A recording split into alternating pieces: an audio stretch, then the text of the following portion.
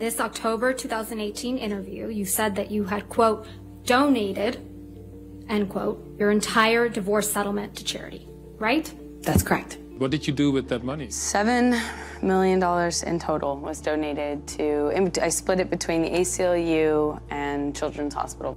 But you hadn't donated your entire $7 million settlement to charity at that point, had you? That's incorrect. Sitting here today, Ms. Heard, you still haven't donated the $7 million divorce settlement to charity. Isn't that right? Incorrect. I pledged the entirety of the settlement, $7 million to charity, and I intend to fulfill those obligations. Ms. Heard, sitting here today, you have not donated the $7 million, donated, not pledged, donated the $7 million divorce settlement to charity.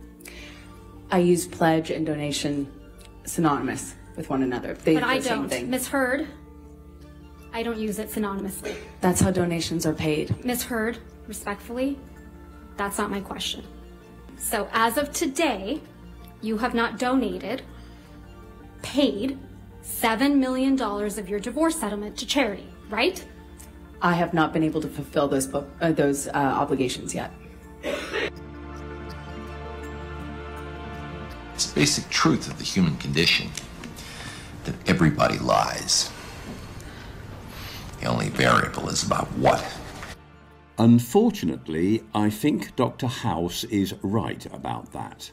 However, I believe that in the future our society will evolve in a direction where lying becomes unnecessary. And in this video, I will tell you why. There is a simple analogy that I like to use when it comes to lying, and it involves the human body. When we take a look at how our bodies function, they resemble a perfect and harmonious society. Every cell has a function and works in cooperation with the others to help us survive. However, there is one exception. There is, in fact, a particular type of cell that does not care about the others and is hiding its intentions. While every other cell in the body reports to the others and gives them signals, this type of cell is deceitful and uses lies constantly. Which cell do you think this is? This would be the cancer cell. This type of cell wants to eat, grow and multiply, and basically does not care at all about the other cells. It actually does not care about its own future, since of course the death of the body in which it multiplies will undoubtedly mean its own demise.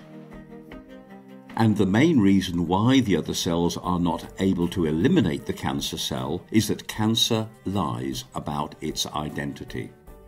It pretends to be a normal organ and tries to deceive the rest of the body. The cancer cell resembles very much the deceitful criminals who lie constantly, to the point at which they not only hurt society, but very often completely destroy their own lives. As we can see from this example, the level of harmony which our own bodies are able to achieve is not possible if even a single cell decides to no longer tell the truth. Now let's take a look at our evolution. Our history is basically full of examples of lies and betrayal. You hear very often that this will never change. And here is the part where I definitely disagree.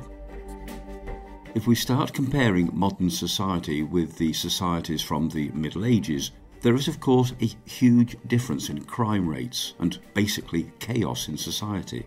And a couple of centuries are a fraction of a second in terms of evolution.